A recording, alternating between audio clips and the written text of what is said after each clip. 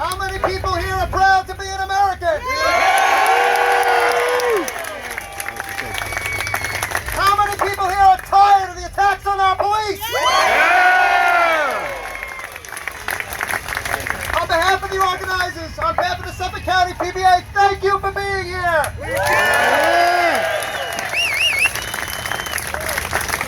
Thank you for supporting our police.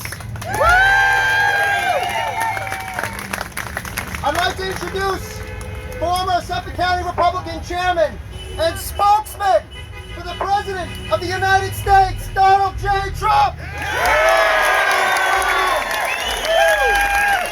Thank you. Wow, what a crowd.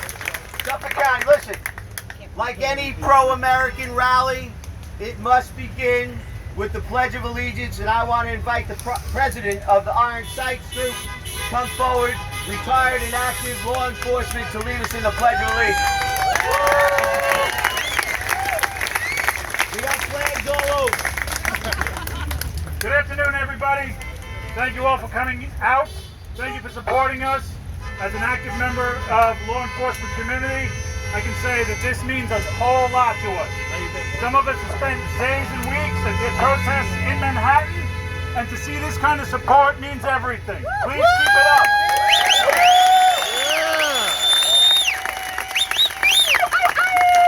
now my honor and privilege to lead everybody in the Pledge of Allegiance. I pledge allegiance to the flag of the United States of America and to the republic for which it stands, one nation, under God, indivisible, with liberty and justice for all. Born and unborn. Nice job, and thank you. All right, listen. That's right. USA! USA! USA! USA! USA! USA!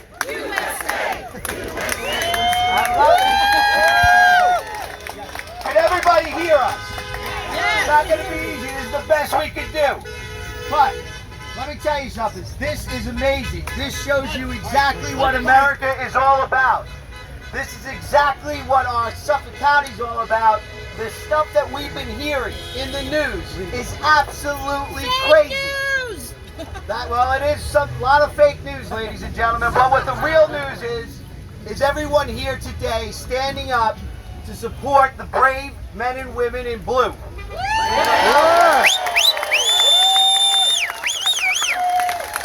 Could you imagine how ridiculous this is? The lawlessness that they are professing out there. We need to stand behind law enforcement to protect our communities. That's why we moved here from the city and from elsewhere, to be safe and protect our families. And the fact that you got up off your couch today or left work and came out, it is important. Could you imagine a family member and the officer who goes to work now and is afraid that they're going to be attacked when they're protecting us, our families? Absolutely unacceptable. Unacceptable. What's awesome about America is that we don't necessarily need leaders to show us where to go. And two individuals, average citizens, seeing what was going on, organized this rally today, and they did an incredible job. Vinny Malizia, nice job, brother. And I want to bring up Jonathan Stewart. He's going to speak on behalf of V and Vinny. Jonathan, nice job, brother. Good job. Thank you guys. Thank you guys for coming. I'm going to do the best I can because I'm holding a speech right here. So as long as you guys can hear me, I'll continue, okay? If you guys can't hear me, just shout. Thank you all for coming here today. I appreciate it so much. The men and women in blue here and across the country appreciate this so much. What we are doing here is historical. One event brought us together, and it is one we will, that on June 22nd, we stood in solidarity with police to show our support and our continued support for our futures and theirs.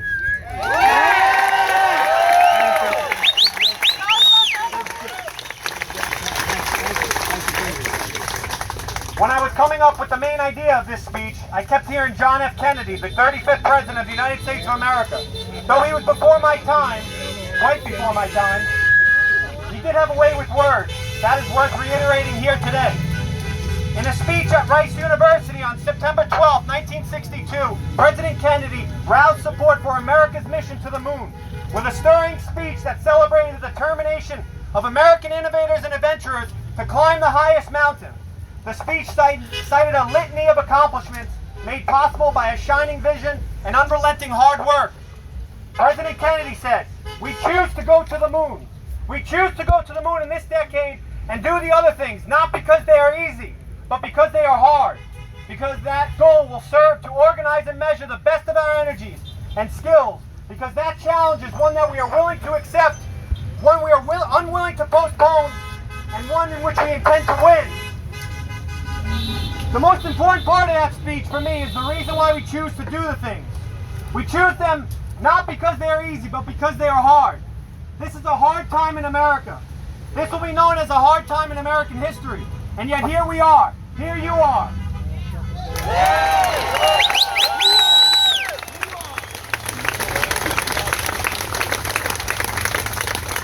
It is not the moments of monotony that defines this country. It is these very moments, the hard ones. Everywhere you look, you feel conversation between friends and family have broken down. You are unsure of what news station to turn on. Fox. You are what my mother would call damned if you do and damned if you don't. But again, here we are, inundated with information that conforms to our narrative of the way in which the world should be and the way in which I should act in the world. We are constantly told who to follow, who not to follow. Throughout the midst of all this chatter inside our head, we fail to see the forest for the trees. I am here before you today to clear a path forward for you all. And I am no politician. I'm no Democrat, Republican, Independent. I am a citizen. A citizen with concern.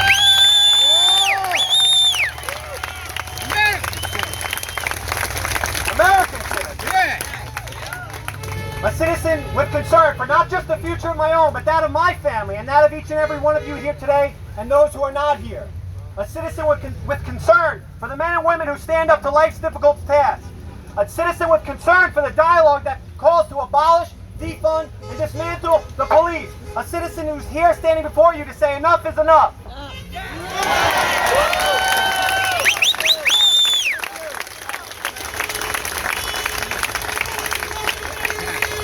When I heard those statements, I could not stay silent any longer.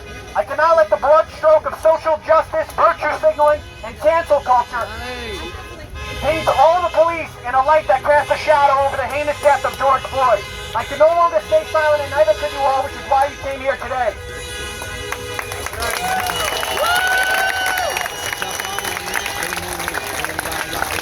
Our country has been here before and it will be here again, but it is what we do during this time that matters. Understand that people who face tragedy must come together in furtherance of a common cause. Coronavirus wreaked havoc across the nation and the world. I have many friends who have died from COVID-19, and I have family members who work on the front lines in the hospitals and police force right here in New York combating it. This pandemic made us come together. It fostered a sense of togetherness. It developed a culture of support. It made us realize our collective effort and the way in which we can work together.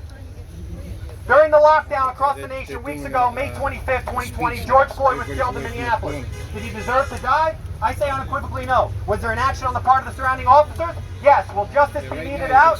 Yes. Is every person who puts on their bulletproof vest, turn their radio on, holster their pistol, shine their badge, kiss their family goodbye, murderers? No. Racists? No. We are better than this. We know there is nuance in all things in life. You can be against racism and support the police. The two are not mutually exclusive, yet the narrative that is painted is stating they coexist. I am here before you all to embrace it, foster it, and display to the world that there is indeed more than one side, and that we must further the great causes that lead us here, and continue to leave the door open for how we can improve together as a nation, not as individuals.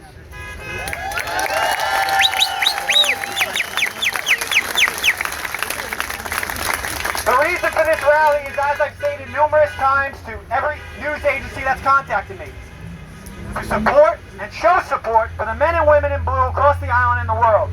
We know your job is tough. Hell, it's why we're all here and not behind a police cruiser.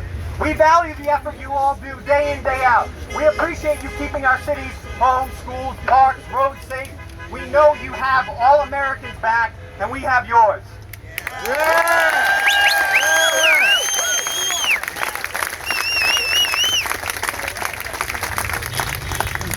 are afforded these rights through the Constitution of the United States of America. The Bill of Rights, the first 10 amendments, list out what we are protected and what we are protected from by both the laws of the state and the federal government. Among those 10 is the First Amendment, which states, Congress shall make no law respecting an establishment of religion or prohibiting the free exercise thereof or abridging the freedom of speech or of the press or the right of the people peaceably to assemble and to petition the government for a redress of grievances.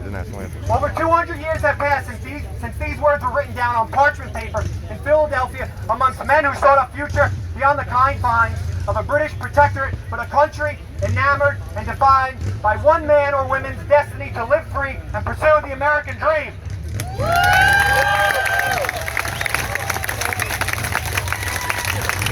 Remember, we don't do things because they are easy. We do things because they are hard. Standing up here today is hard, and being here is hard, but it is what must be done. We cannot let fear prevent us from supporting the police. We cannot let fear prevent us from having nuanced views of the world. We cannot let fear deafen our voices, or our love for one another, or our country.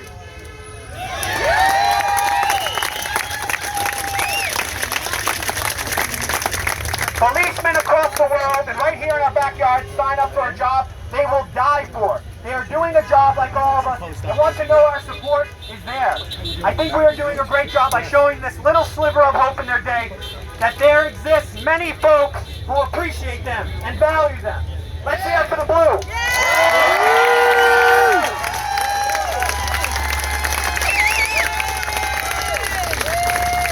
And when you leave here today, leave here in peace. The world needs it now more than ever. Not because it is easy, but because peace is hard.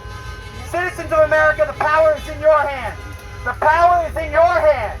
Use it to unite us. We are stronger together. We have flags, we have banners. United we stand. We can achieve the country we want, but we will achieve it with the brave men and women supporting this rally right around the edges, known collectively as the Suffolk County Police Department. We will achieve it.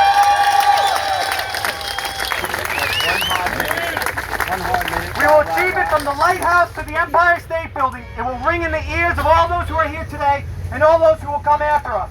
That we need the police, that we support the police, that we believe the police need more funding, that we will not surrender the job they took to keep us safe and protected. Thank you.